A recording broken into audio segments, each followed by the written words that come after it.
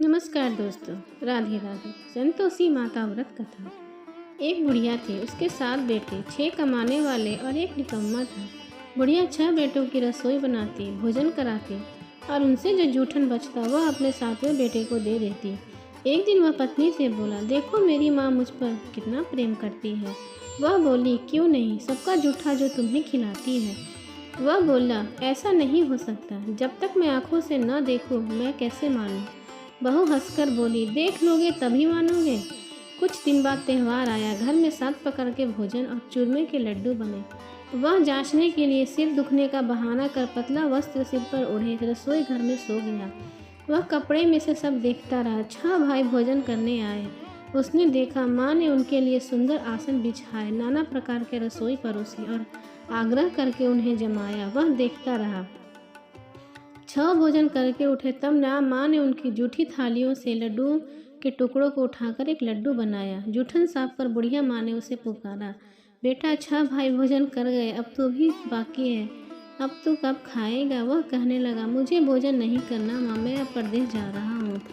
माँ ने कहा, कल जाता हो तो आज ही चला जा। वह बोला, हाँ आज ही जा रहा हूँ। यह कहकर वह घर से निकल गया। चलते समय पत्नी की याद आई। वह गौशाले में कनड़े थाप रही थी। वहां जाकर बोला, हम जावे परदेश, आवेंगे कुछ काल, तुम रहियो संतोष से धर्म अपनो पाल। वह बोली, जाओ पिया आनंद से, हमारो सोच हटाए, राम भरोसे हम रहे, ईश्वर तुम सहाय। 2 निशानी आपन देख, धरु में धीर, सुधी मति हमारी, बिसराइयो रखियो मन गंभीर। वह बोला, मेरे पास तो कुछ नहीं, यह अंगूठी है सो ले लो और अपनी कुछ निशानी दे दो। वह बोली, मेरे पास क्या है, यह गोबर का भरा हाथ है। यह कहकर उसकी पीठ पर गोबर से हाथ थाप दी। वह चल दिया। चलते चलते दूर देश पहुंचा। वहाँ एक साहूकार की दुकान थी। वहाँ जाकर कहने लगा, भाई मुझे नौकरी पर रख लो। साहूकार को ज़रूरत थी। बोला, रह जा। लड़के ने पूछा, तनख्वाह क्या दोगे। साहूकार ने कहा, काम देखकर दाम मिलेंगे। साहूकार की नौकरी मिली। वह सुबह 7 बजे से 10 बजे तक नौकरी करने लगा। कुछ दिनों में दुकान का सारा लेन देन, हिसाब किताब, ग्राहकों को माल बेचना, सारा काम करने लगा। साहूकार के 7-8 नौकर थे। वे सब चक्कर खाने लगे। यह तो बहुत होशियार बन गया। सेठ ने भी काम देखा और 3 महीने में ही उसे आधे मुनाफे का हिस्सेदार बना लिया। वह कुछ वर्ष में ही नामी सेठ बन गया और मालिक सारा कारोबार उस पर छोड़कर चला गया। इधर उसकी पत्नी को सास ससुर दुख देने लगे। सारी गृहस्थी का काम कराकर उसे लकड़ी लेने जंगल भेजते। इस बीच घर के आटे से जो भूसी निकलती उसकी रोटी बनाकर रख दी जाती और फूटे नारियल की नाली में पानी। एक दिन वह लकड़ी लेने जा रही थी। रास्ते में बहुत सी स्त्रियां संतोषी माता का व्रत कर रही थीं। वह वहाँ खड़ी होकर कथा सुनने लगी और पूछा, बहन तुम किस देवता का व्रत कर रही हो, उसके करने से क्या फल मिलता है। यदि तुम इस व्रत का विधान मुझे समझा कर कहो तो मैं तुम्हारा बड़ा आसान मानूंगी। तब उसमें से एक स्त्री बोली, सुनो, यह संतोषी माता का व्रत है। इसके करने से निर्धनता दरिद्रता का नाश होता है और जो कुछ मन में कामना हो सब संतोषी माता की कृपा से पूरी होती है। तब उसने उससे व्रत की विधि पूछी। वह भक्तिनी स्त्री बोली, 1.25 आने का गुड़ चंदन लेना, इच्छा हो तो 5.25 आने का लेना, या 1.25 रुपये का भी सहूलियत के अनुसार लाना, बिना परेशानी और श्रद्धा व प्रेम से जितना भी बन पड़े सवाया लेना। प्रत्येक शुक्रवार को निराहार रहकर कथा सुनना। इसके बीच कर्म टूटे नहीं, लगातार नियम पालन करना। सुनने वाला कोई ना मिले तो घी का दीपक जला के उसके आगे यह जल के पात्र को सामने रखकर कथा कहना। जब कार्य सिद्ध ना हो नियम का पालन करना और कार्य सिद्ध हो जाने पर व्रत का उद्यापन करना। 3 मास में माता फल पूरा करती है। यदि किसी के ग्रह खोटे भी हों तो भी माता वर्ष भर में कार्य सिद्ध करती है। फल सिद्धि होने पर उद्यापन करना चाहिए, बीच में नहीं। उद्यापन में 2.5 सेर आटा का खा जाता थी। इसी परिणाम से खीर तथा चने का साग करना। 8 लड़कों को भोजन कराना। जहाँ तक मिले देवर जेठ भाई बंधु हो सके, न मिले तो रिश्तेदारों और पास पड़ोसियों को बुलाना। उन्हें भोजन कराकर यथाशक्ति दक्षिणा दे, माता का नियम पूरा करना। उस दिन घर की खटाई न खाना। यह सुनकर बुढ़िया के लड़के की बहू चल दी। व्रत का पारण करना और संतोषी माता का दर्शन देना। रास्ते में लकड़ी की बोझ को बेच दिया और उन पैसों से गुड़ चना ले माता के व्रत की तैयारी करने आगे चली गई और सामने मंदिर देखकर पूछने लगी, यह मंदिर किसका है? सब कहने लगे, संतोषी माता का मंदिर है। यह सुनकर माता के मंदिर में जाकर चरणों में लौटने लगी। दीन हो विनती करने लगी, माँ मैं निपट का ज्ञानी हूँ, व्रत के कुछ भी नियम नहीं जानती, मैं दुखी हूँ। हे माता जगत जननी, मेरा दुख दूर कर मैं तेरी शरण में आई हूँ। माता को दया आई। एक शुक्रवार बीता कि दूसरे शुक्रवार उसके पति का पत्र आया और तीसरे शुक्रवार को उसका भेजा हुआ पैसा आ पहुँचा। यह देख जेठ जेठानी मुँह सिकोड़ने लगे। लड़के ताने देने लगे, काकी के पास पत्र आने लगा, रुपया आने लगा, अब तो काकी की खातिर बढ़ेगी। बेचारी सरलता से कहती, भैया कागज आवे रुपया आवे, हम सब के लिए अच्छा। ऐसा कहकर आंखों में आंसू भर संतोषी माता के मंदिर में मातेश्वरी के चरणों में गिरकर रोने लगी।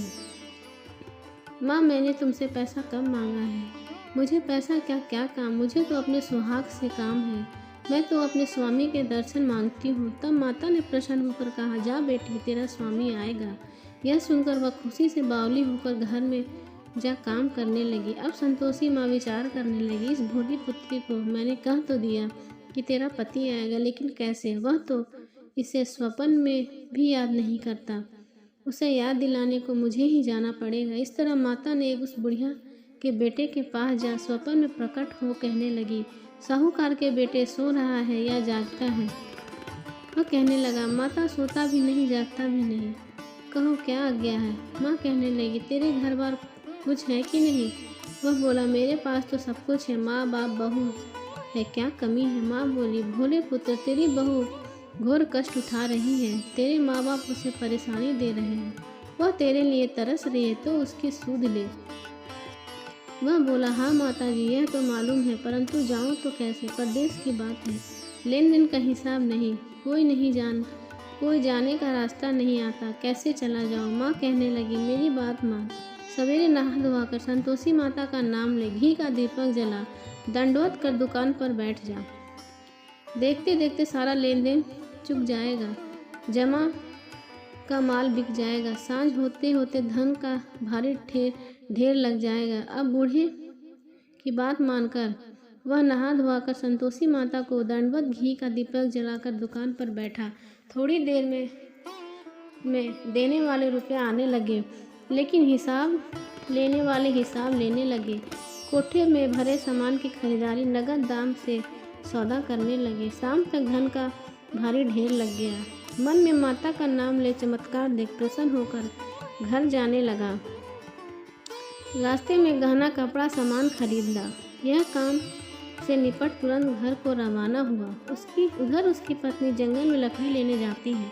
लौटते वक्त माता जी के मंदिर में विश्राम करती है। वह तो उसके प्रतिदिन रुकने का जो स्थान था। धूल उड़ती देखकर वह माता से पूछने लगी, हे माता यह धूल कैसे उड़ रही है? माता कहती, हे पुत्री तेरा पति आ रहा है, अब तू ऐसा कर लकड़ियों की 3 बोझ बना ले, एक नदी के किनारे रख और दूसरा मेरे मंदिर पर और तीसरा अपने सिर पर। तेरे पति को लकड़ियों का गट्ठर देख मोह पैदा होगा, वह यहाँ रुकेगा, नाश्ता पानी खाकर माँ से मिलने जाएगा। तब तो लकड़ियों का बोझ उठाकर जाना और चौके में गट्ठर डालकर जोर जोर से आवाज़ लगाना, लो सासू जी लकड़ियों का गट्ठर लो, भूसी की रोटी दो, नारियल के खेपड़े में पानी दो, आज मेहमान कौन आया है? माता जी से ये बहुत अच्छा कहकर वह प्रसन्न मन से लकड़ियों की 3 गट्ठर बनाई, एक नदी के किनारे पर एक माता जी के मंदिर पर रखा। इतने में मुसाफिर आया पहुंचा। सूखी लकड़ी देख उसकी इच्छा उत्पन्न हुई कि हम यहीं पर विश्राम करें और भोजन बनाकर खा पी कर गाँव जाए। इस तरह रुककर भोजन बना, विश्राम कर गांव को गया। सब प्रेम से मिला। उसी समय सिर पर लकड़ी का गट्ठर लिए उतावली सी आती लकड़ियों का बारी भोज आंगन में डालकर जोर से 3 आवाज़ देती है, लो सासू जी लकड़ियों का गट्ठर लो, भूसी की रोटी दो, आज मेहमान कौन आया है? यह सुनकर उसकी सास बाहर आकर अपने दिए हुए कष्टों को भुलाने हेतु कहती है, बहू ऐसा क्यों कहती है? तेरा मालिक ही तो आया है। आ बैठ, मीठा भात खा, भोजन कर, कपड़े गहने पहन। उसकी आवाज़ सुनकर उसका पति बाहर आता है। अंगूठी देख व्याकुल हो जाता है। माँ से पूछता है, माँ यह कौन है? माँ बोली, बेटा यह तेरी बहू है। जब से तू गया है तब से सारे गांव में भटकती फिरती है। घर का काम काज कुछ करती नहीं, 4 पहर आकर खा जाती है। वह बोला, ठीक है माँ, मैंने इसे भी देखा और तुम्हें भी। अब दूसरे घर को ताली दो, उसमें रहूँगा। माँ बोली, ठीक है, जैसी तेरी मर्जी। तब वह दूसरे मकान की तीसरी मंजिल पर कमरा खोल सारा सामान जमाया। एक दिन राजा के महल जैसा ठाट बाट बन गया। अब क्या था, बहू सुख से सुख भोगने लगी। इतने में शुक्रवार आया। शुक्रवार व्रत के उद्यापन में हुई भूल, किया खटाई का इस्तेमाल। उसने पति से कहा, मुझे संतोषी माता का व्रत का उद्यापन करना है। पति बोला, खुशी से कर लो। वह उद्यापन की तैयारी करने लगी। जेठानी के लड़के को भोजन के लिए कहने गई। उन्होंने मंजूर किया, परंतु पीछे से जेठानी ने अपने बच्चों को सिखाया, देखो भोजन के समय खटाई मांगना, जिससे उसका उद्यापन पूरा न हो। लड़के आए खाने के लिए। खीर खाना पेट भर खाया, परंतु बाद में खाते ही कहने लगे, हमें खटाई दो, खीर खाना हमको नहीं भाता, देखकर अरुचि होती है। वह कहने लगे, भाई खटाई किसी को नहीं दी जाएगी, यह तो संतोषी माता का प्रसाद है। लड़के उठकर खड़े हुए, बोले, पैसा लाओ। भोली बहू कुछ नहीं जानती थी, उन्हें पैसा दे दिया। लड़के उसी समय हटकर इमली की खटाई ले खाने लगे। यह देखकर बहू पर माता जी ने कोप किया। राजा के दूत उसके पति को पकड़कर ले गए। जेठ जेठानी मन माने वचन कहने लगी, लूट लूट कर धन इकट्ठा कर लाया है, अब सब मालूम पड़ जाएगा जब जेल की मार खाएगा। बहू से यह सहन नहीं हुआ। रोती हुई माता जी के मंदिर गई। कहने लगी, हे माता, तुमने क्या किया? हंसाकर अब भक्तों को रुलाने लगी। माता बोली, बेटी, तूने उद्यापन कर मेरा व्रत भंग किया है। वह कहने लगी, माता, मैंने कुछ अपराध किया, मैंने तो भूल से लड़कों को पैसे दे दिए थे, मुझे क्षमा करो माँ, मैं फिर तुम्हारा उद्यापन करूँगी। माँ बोली, अब भूल मत करना। वह कहती है, अब भूल नहीं होगी, अब बतलाओ वे कैसे आवेंगे। माँ बोली, जा पुत्री, तेरा पति तुझे रास्ते में आता मिलेगा। वह नकली राह में पति आता मिला। वह पूछी, कहाँ गए थे? वह कहने लगा, इतना धन जो जमाया था उसमें से थोड़ा राजा ने मांगा था, वह भरने गया था। वह प्रसन्न होकर बोली, भला हुआ, अब घर को चलो। कुछ दिन बाद फिर शुक्रवार आया। फिर किया व्रत का उद्यापन। वह बोली, मुझे फिर माता का उद्यापन करना। पति ने कहा, करो। बहू फिर जेठ के लड़कों को भोजन करने कहने गए। जेठानी ने 1-2 बातें सुनाई और सब लड़कों को सिखाने लगी, तुम सब लोग पहले खटाई मांगना। लड़के भोजन करने लगे, हम खीर नहीं खाएंगे, हमारा जो जीव बिगड़ता है, मुझे खटाई खाने को दो। बहू बोली, खटाई किसी को नहीं मिलेगी, आना है तो आओ। वह ब्राह्मण के लड़कों को लाकर भोजन कराने लगी। यथाशक्ति दक्षिणा की जगह एक एक फल उन्हें दिया। संतोषी माता बहुत प्रसन्न हुई। माता की कृपा होते ही 9वें मास में चंद्रमा से समान सुंदर पुत्र प्राप्त हुआ। पुत्र को पाकर प्रतिदिन माता जी के मंदिर को जाने लगी। माँ ने सोचा, यह रोज आती है, आज क्यों ना इसके घर चलूं। यह विचार कर माता ने भयानक रूप बनाया। गुड़ चने से सना मुख, ऊपर सूंड के समान होंठ, उस पर मक्खियाँ भिनभिना रही थी। देहली पर पैर रखते ही उसकी सांस छिले। देखो रे, कोई चुड़ैल डाकनी चली आ रही है, लड़कों इसे भगाओ, नहीं तो किसी को खा जाएगी। लड़के भागने लगे, चिल्लाकर खिड़की बंद करने लगे। बहू रोशनदान से देख रही थी, प्रसन्नता से पागल बन चिल्लाने लगी, आज मेरी माता जी मेरे घर आई है। वह बच्चे को दूध पीने से हटाती है। इतने में सास का क्रोध फट जाता है।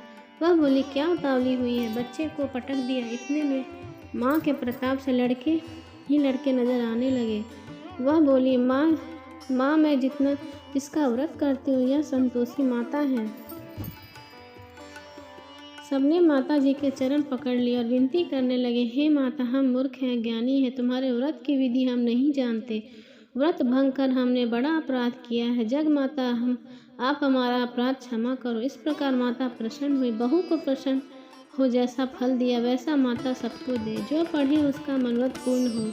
बोलो संतोषी माता की जय।